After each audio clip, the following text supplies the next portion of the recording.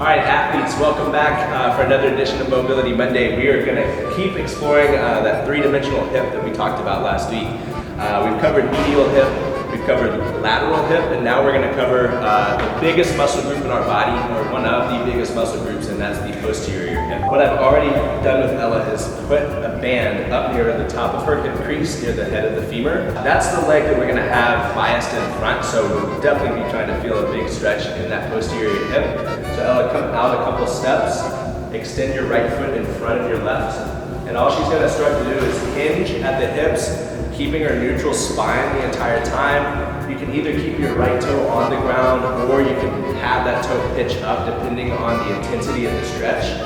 So what you'll just do is go a couple reps, I'd say about 10, maybe 20 to see and try to loosen up that hip as much as possible.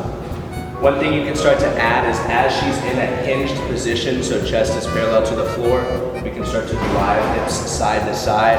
And all that will do is just kind of feed in different planes of motion into that tension tissue. So our next stretch, now that we've loosened up the hip, again, there's a lot of muscle around that joint, so you want to try to make sure that you create some motion before you drive an intense stretch. So now that we've warmed up her hip, we're going to go ahead and use the left leg. So, you're going to sneak up here, you're going to try to put the ankle up on one of these handles. And all that's going to do is drive external rotation, creating enough tension in this posterior hip. Always keep a soft bend in this bottom knee, and Ella's going to drive her chest down to the knee, down to the shin, and down to the ankle.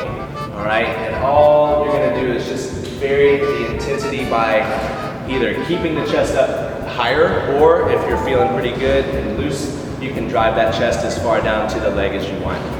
Once you get about 5 to 6 reps each spot, you'll go ahead and relax, test and retest, see how it feels, see how it moves, and then keep moving on in your workout.